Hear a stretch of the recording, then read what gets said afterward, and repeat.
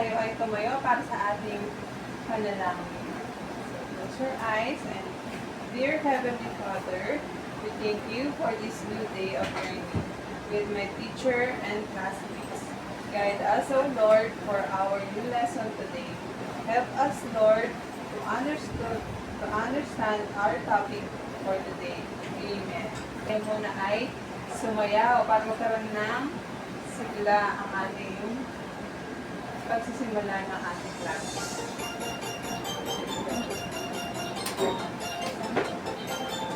Hindi ba may sa ano pang pagkakot?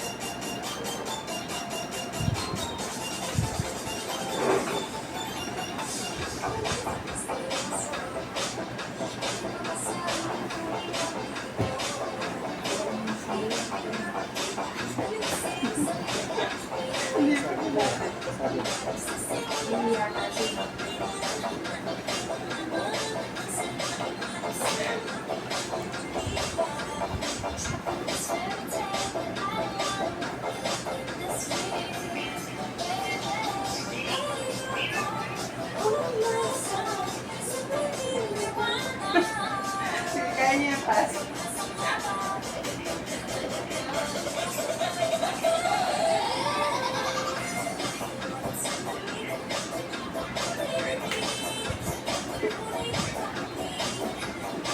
Kaya niya yan.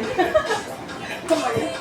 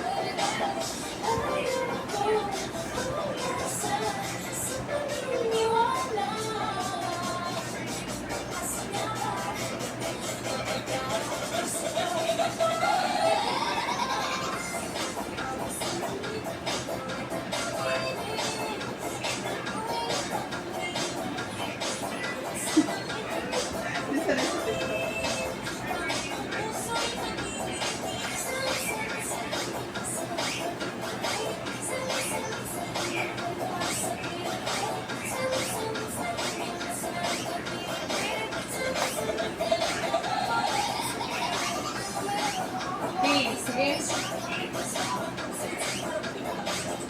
Sige, maaari na tayo umupo. And let's proceed to our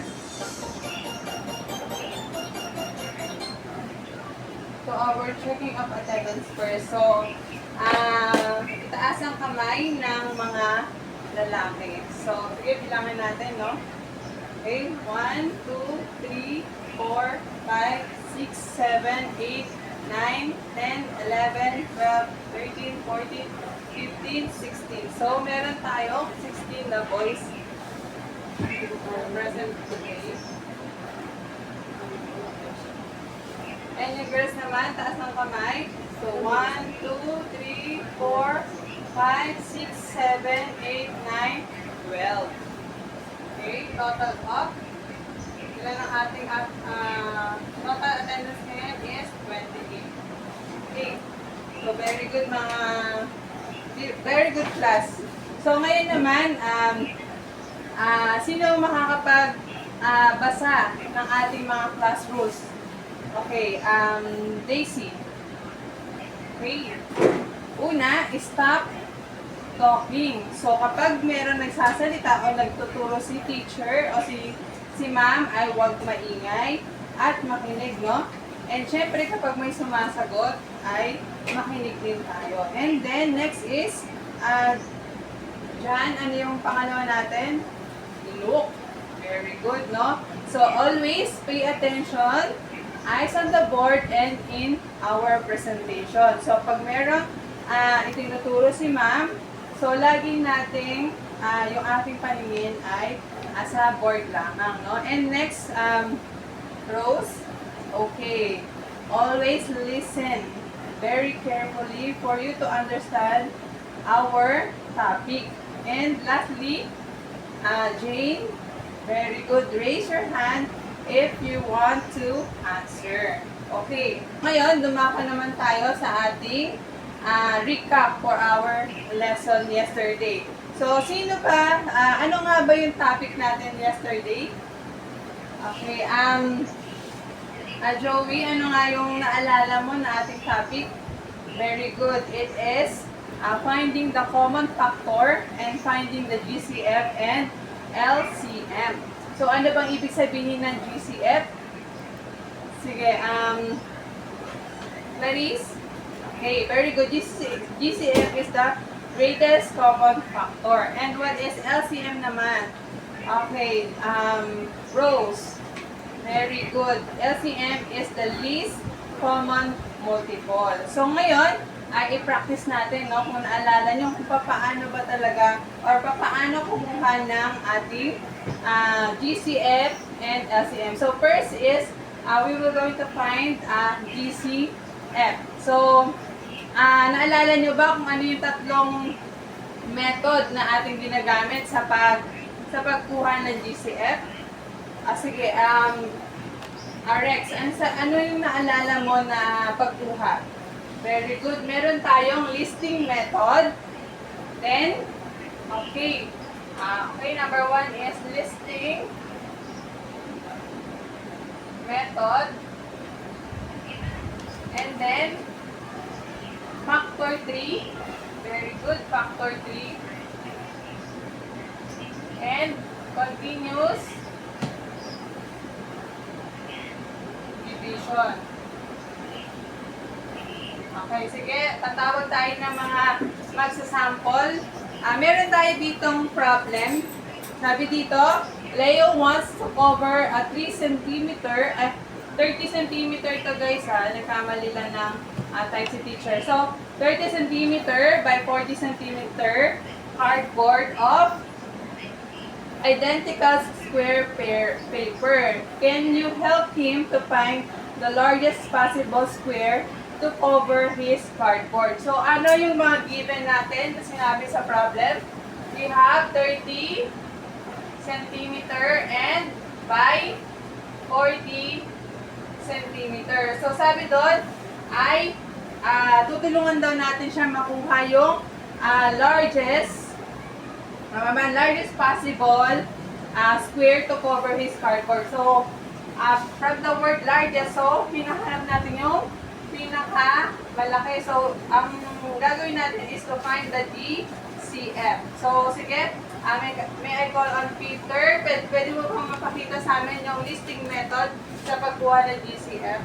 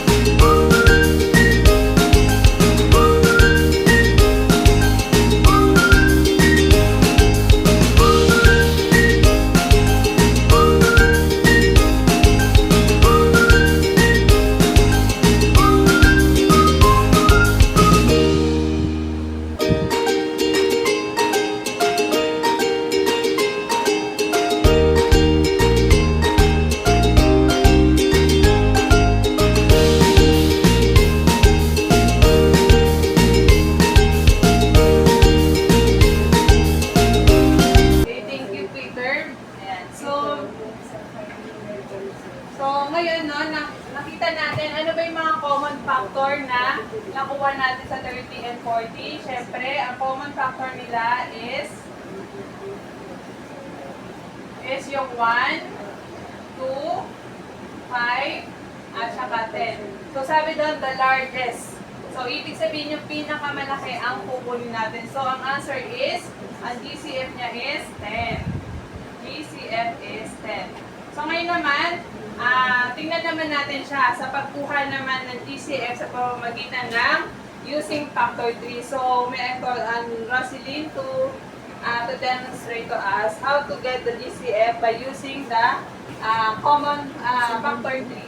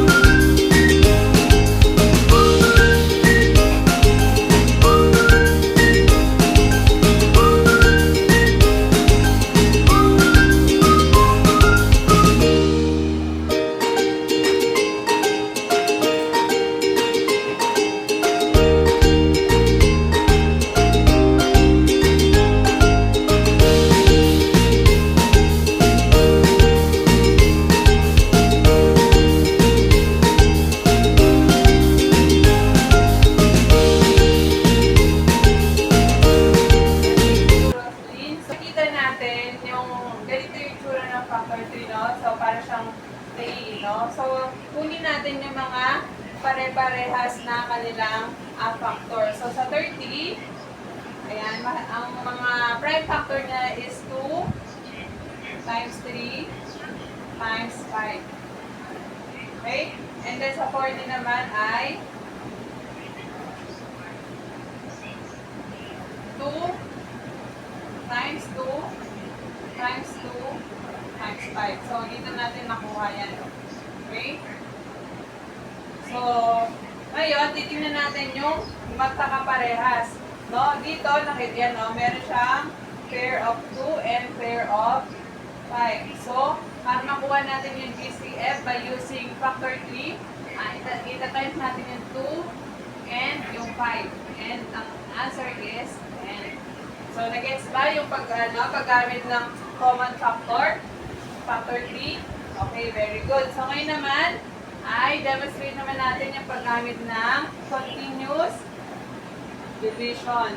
Sige, Banji, pwede mo bang pakita sa amin kung paano kunin ang ating DCF? Kaya makita na.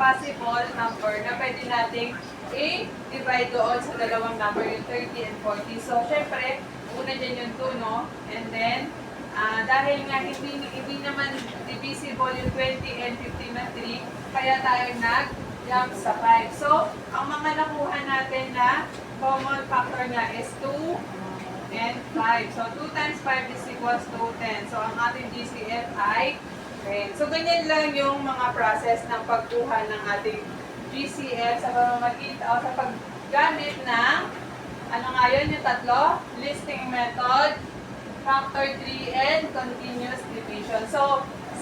LCM naman, ay ganyan din yung ginagamit natin para siya ay makuha yung ating least common multiple. So, kung kanina, kinuha natin yung pinaka-greatest o pinaka-malaki, no? So, in least common multiple naman ay yung pinaka-maikse. So, magbigay na lang ako sa inyo ng example for that. So, let's find the LCM of 18, 24, and 36.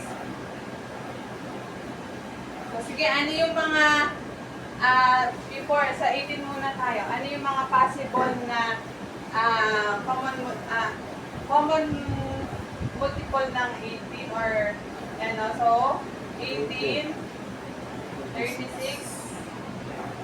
then 54, 72, 72, 90, and 90, 108, 108, and 126, 126. 26, Very good. And then 24, ano yung mga naiisip nyo na, 24, okay, very good. 24, 48, 48, 72 din ma'am, 72, 96, 96, and 120, 144, and 168. 144 and 160. Tama ba? 168. And then 36, 36. 36, 72, So next, 72. 72, 108, 108, 144, 144, 180, 118, 216, 180, 180, 180 ma'am, 180, and 216, 260, 216. Tama ba? 216? 216, Okay, so ano yung nakikita nating mga similar or the same number, no? We have 72 ma'am, tatlo And then, 72, 108, di ba meron din? 108 and 108, 144. So ano yung sabi doon? Least common multiple. So, marami, 72. ang ating least common multiple is 72 kasi siya yung pinakamababa sa tatlo. So, yun lang po, no? Yan. So, now, bakit ba natin ito ni-review? Kasi, on our new lesson ay gagamitin natin ang concept ng paggamit ng DCF and LCM. So, before that, bago tayo dumako sa ating lesson, ay tayo muna ay mag-groupings. Okay? And syempre, yung groupings natin ay dadaanan natin sa pagkuha ng GCF. So, ang mga tanong ay how many group? Diba? Ilan tayo ngayon? 28. So, in 28 student na present ngayon, ay ilan kayang grupo ang ating mabubuo at ilan kayang member kada grupo. So, to get that is we will going to find the GCF of 16 and 12. Okay? So ngayon, gagamitin natin yung continuous division, no? Kasi mas madali siya. No? Kung ano yung mas nadadalayan kayo doon sa tatlong method, yun yung pwede nyo gamitin. So let's get the GCF of 16 and 12. Okay? So, ano ba yung number na pwede natin ma-divide sa 16 and 12? So, maglagay muna tayo ng mga possible number, no, na pwede natin gamitin. 2, 3, 5, 7, 9, and 11. So, unahin natin yung 2. Okay, 2 divided by 16 is 8. 2 divided by 12 is 6. So, kaya pa ba na ma-divide yung 8 and 6? So, very good, no? Kaya pa. And ano kayang number yung pwede natin i-divide sa kanya? Yan. So, yung, very good, yung 2 pa din, no? Kasi hindi naman siya mag-divide ng 3, 5, 7, 9, and so on. So, 2. 2 divided by 8 is 4. And 2 divided by 6 is 3. Okay. So, paano natin malalaman kung ilang group is we were going to multiply yung common factor na, yung 2 times 2 is equals to 4. So, sa 28 student, ay makakabuo tayo ng 4 groups. No? And ilan daw ang member ng kada group? So, we were going to get that is we were going to add the 4 and 4 and 3. So 4 plus 3 is equals to 7. So sa 4 groups, you will form in 4 groups consists of 7 members. And as we sa nakikita natin dito sa ating board, no? 4 na lalaki at 3 babae. So, sige, tayo ay tumayo at mag-form tayo ng ating group. So, kapag nakapag-form na kayo ng group, ayan, mag-circle kayo as a group, no? Kasi ang buong discussion natin ay gagawin natin as a group para yung mga hindi nakakasunod or nahihirapan ay matulungan ng isa't isa. Okay ba yon? Okay, sige, group 1, dito kayo sa may unahan. Okay, form a circle. Group 2, dito sa aking kaliwa. And group 3, diyan sa may likod, sa kanan. And group 4 sa may kaliwa na sa likod. So, yan.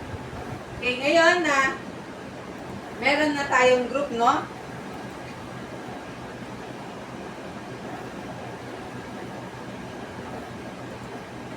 So, yan. So, ano ba yung topic natin sa araw na ito? Okay, before pala tayo dumako sa ating topic, ay tayo muna ay pipili ng mga senaryo na ating sasagutan. Kasi ang ating topic for today is about solving a real-life problem involving GCF and LCM of two given numbers. So, gagawin natin yan sa pamamagitan ng ating spin the wheel. Okay?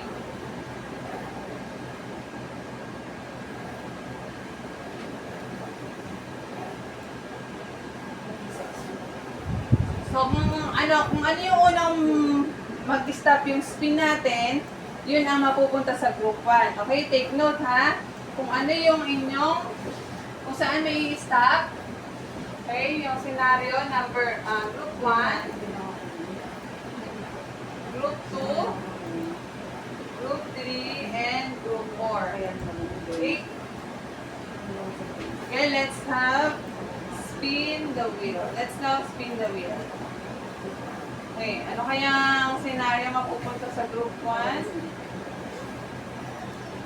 Yan, yung scenario number 4. So, sa inyo mapupunta yung problem number 4.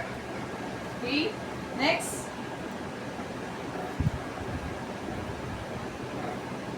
Group 2.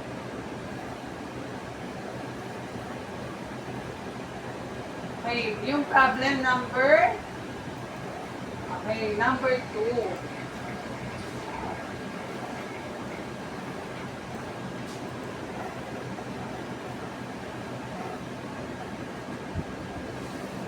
For group 3 naman, ay yung scenario number 1, and syempre sa group 4 ay yung 3. Okay?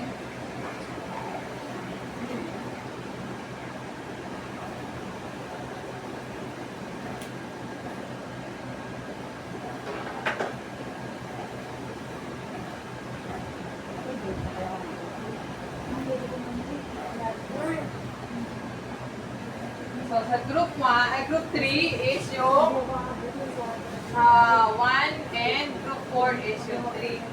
So, ito yung mga assign na task nyo. So, sa group 1, ayan no, ibibigay ko sa inyo yung copy nito mamaya, no? Okay, ito naman sa group, sa group 2. So, yung problem number 1 kanina, ang group 3 ang sasagot nun. And then dito, sa problem number 2 is yung group 2. Yan, ang problem number 3 naman ay group 4. At ang problem number 4 naman ay sa group 1. So, mamaya ay ibibigay ni teacher ang inyong sasagutan. So, before that, bago tayo magdako sa ating groupings, no, let's explore muna para mas maintindihan nyo paano nga ba ginagamit ang concept ng GCF and LCM sa pagsagot sa real life problem, no? Or how to solve a real life problem. So dito, sabi dito sa ating problem is 4 friends, Dennis, Kim, Bianca, and Alan jog around their subdivision to stay fit. Okay, Dennis jog every 3 days. Bianca jog every 10 days. Kim jogs every 6 days and Alan jogs every 5 days. Okay. Today, the four friends will be jogging together. Kim bought 8 bottles of water and 12 energy biscuits to share equally with his friends. If Kim makes a pack of himself and each of his friends, what is the largest number of packs of bottle, water, and energy biscuit he will make? Let us find answer to the following question. So, ito yung mga sasagutin natin, no? How many bottle, water, and energy biscuit will there be for each of his friends? And number 2 is, if the date today is May 18, 2024, when will the four friends jog together again? So, nakita natin yung first, sabi dun sa unang problem, di ba, magkakaiba sila ng days sa pag-jogging, no? And then ngayon, ay aalamin natin yung araw kung saan sila ay magsasabay-sabay sa pag-jogging. How do we solve problem number 1 and number 2? Siyempre, meron tayong mga dapat tingnan doon sa ating problems. Sabi doon, what do we know? Ano-ano na ba yung ating alam tungkol doon sa kwento, di ba? Balikan natin yung kwento. So sabi doon, merong 4 na magkakaibigan. So what we know? What do we know?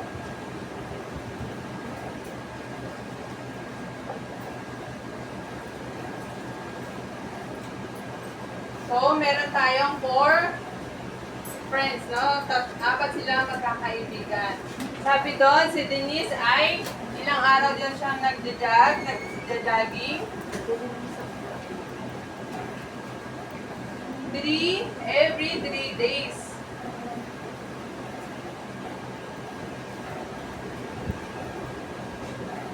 Bianca,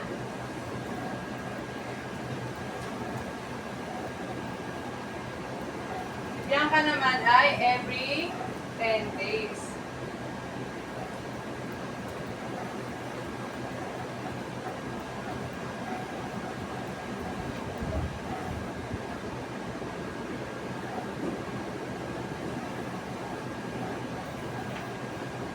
So, Bianca ay 10 days.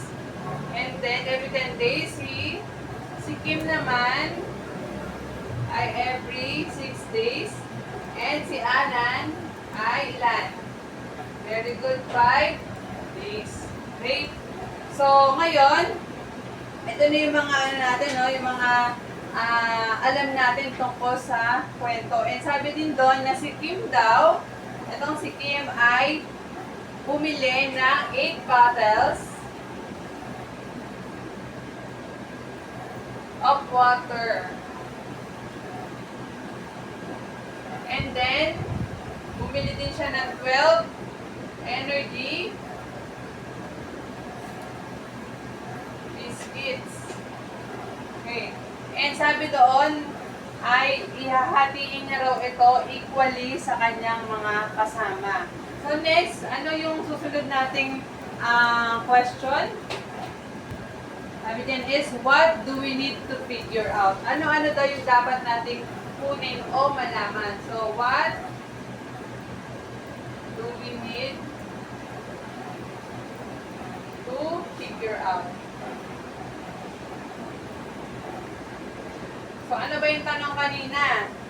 Sabi doon, what to figure out is how many bottles of water and energy biscuit are there in a pack?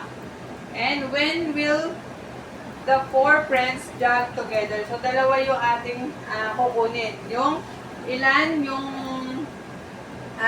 yung number of biscuits and ilan din yung number of waters and kailan ulit sila magja-jogging ng sama-sama. And then, next is, what is our plan? What is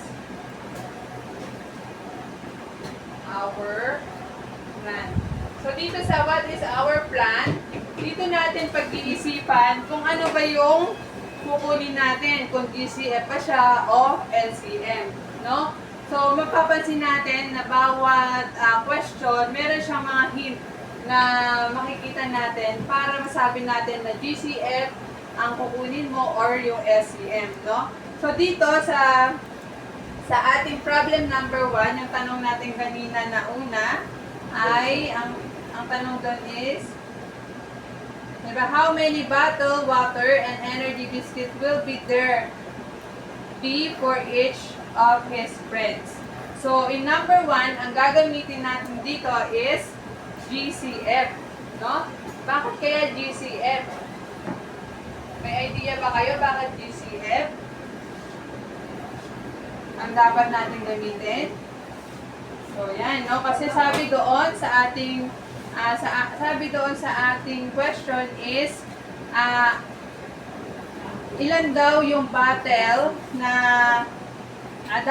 meron siya para ibigay niya ng equally doon sa friend niya, no? Katulad ng ginawa natin kanina sa attendance, di ba?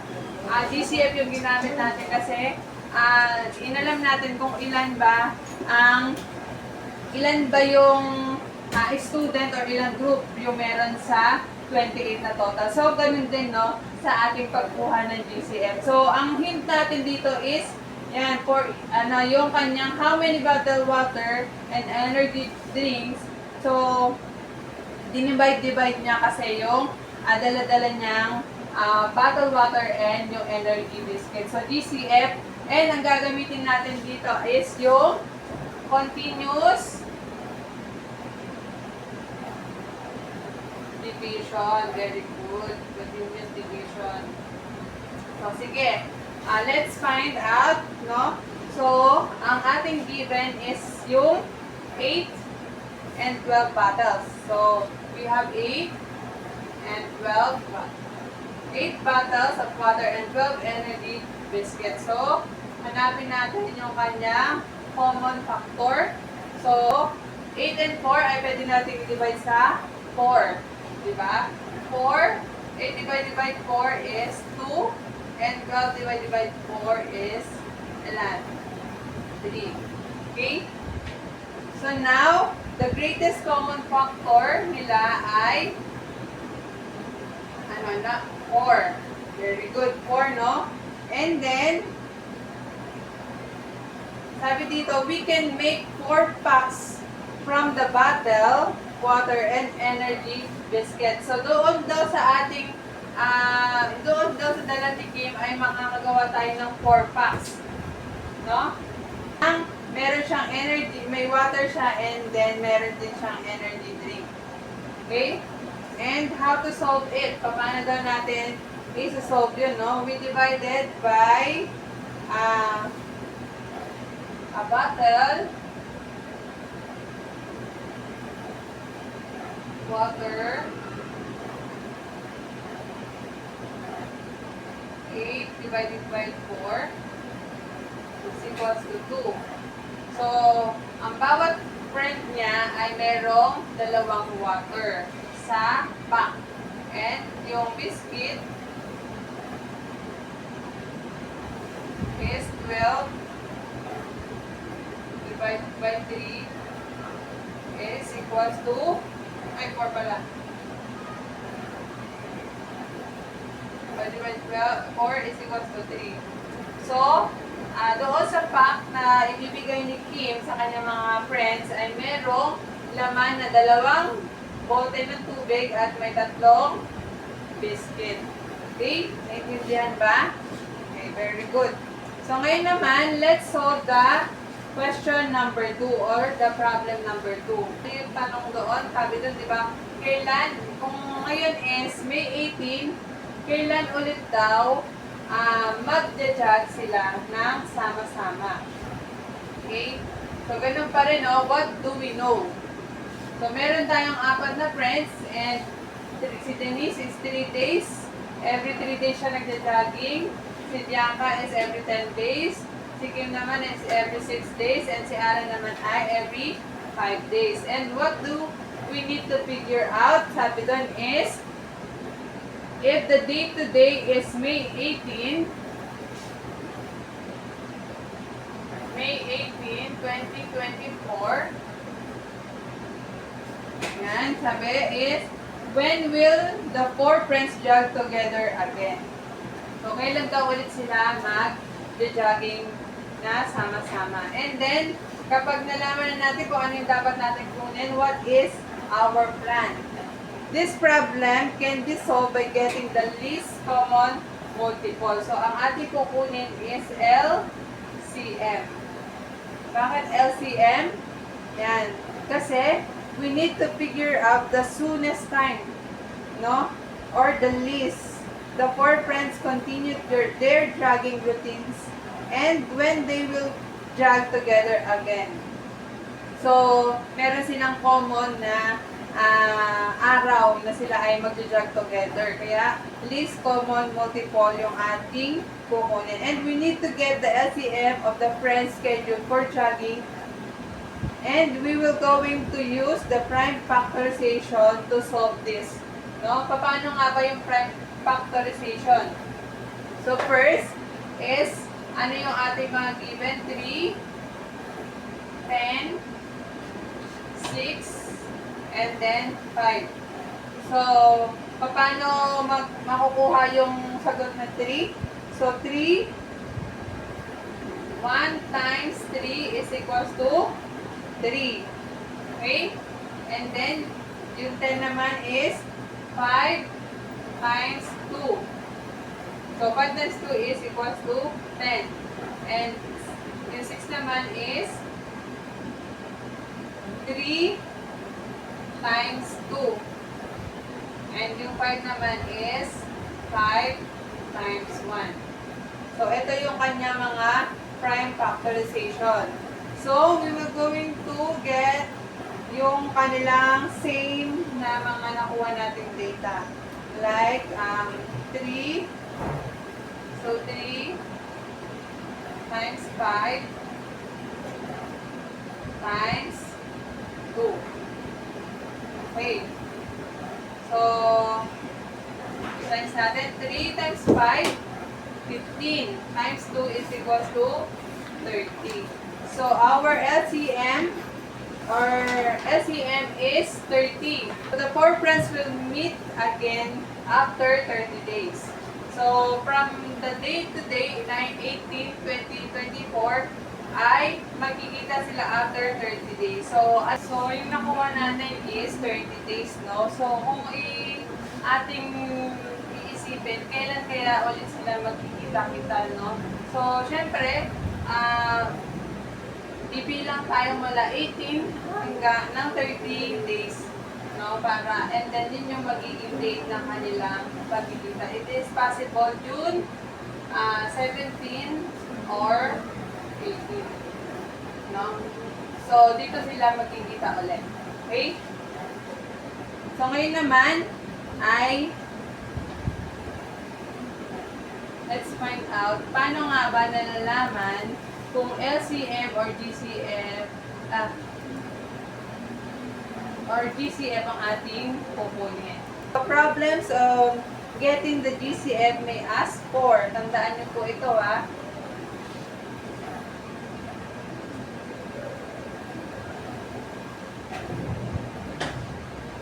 GCF daw yung ating kukunin. Ang madalas na mababasa natin o ina-ask nito o tinatanong is work out how many can we invite?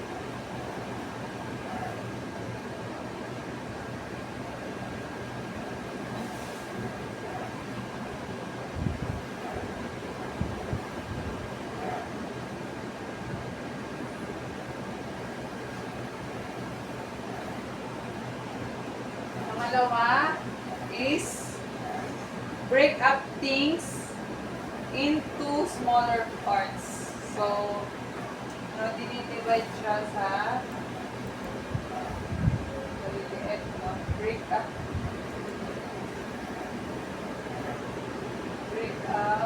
things to smaller parts. Number 3 is organize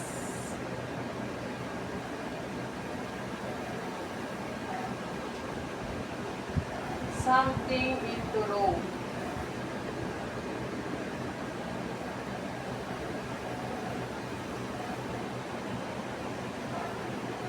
Or groups. Katulad nung ginawa natin kanina nung nag-groupings tayo. And then equally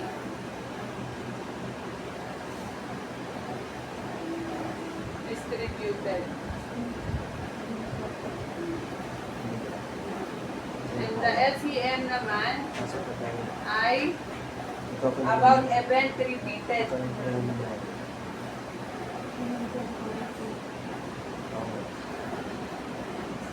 Katulad nung ginawa natin sa problem kanina, inaulit yung kanyang event, no? And number 2 is when something will happen again. Will happen again. And number 3 is how many items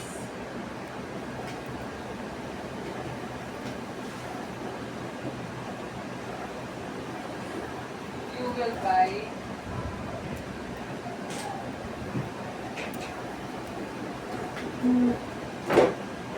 to have enough. So, tatandaan niyo to, no? So, sige, pwede niyo isulat sa inyong mga notebook. And now, let's have tasks to practice what we learned today. So, ngayon is, sasabihin niyo lang, based on our problem here, is sasabihin niyo kung BCF or LCM yung hinahanap natin, okay? So, number 1. Sige, pakibasa nga ako,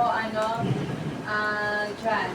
Okay, very good. There are always 4 bars of chocolates left when box of chocolates shared equally among 8, 10, 12 children. Find the smallest number of chocolate in the box. So, ano yung key points natin dito?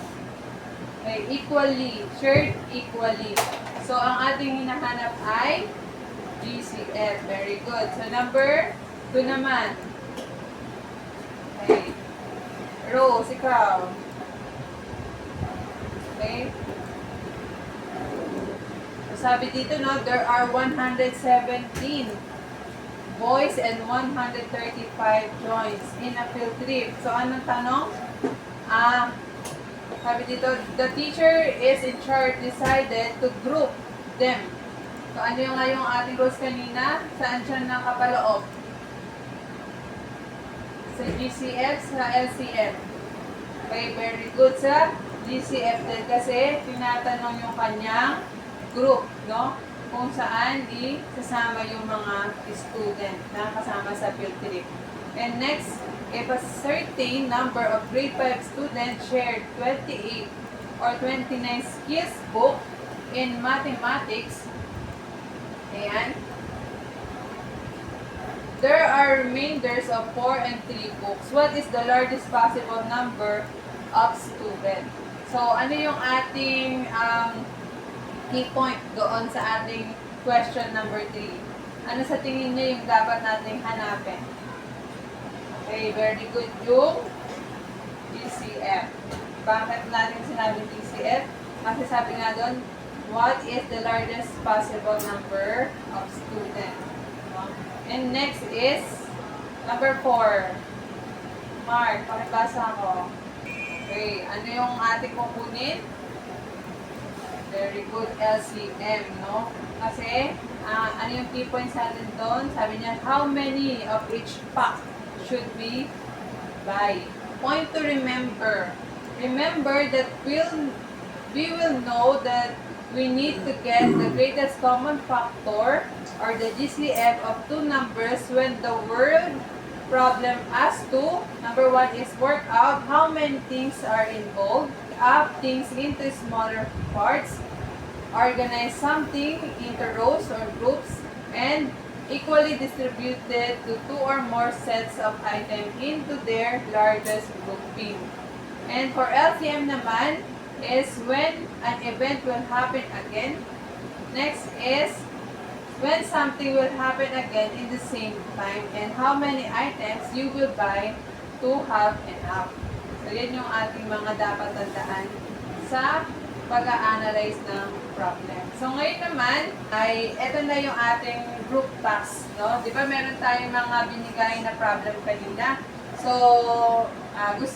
gusto ko na pag-usapan natin as a group kung ano ba yung gagamitin natin dito or ano ba yung hahanapin, no? Gagamitin natin yung mga tanong na what do we know, what do we need to figure out, what is our plan, and how to solve it, no? So, mamaya ay isa-isa ang mga mapipili niyong representative na magpapaliwanag about dito sa problem nito.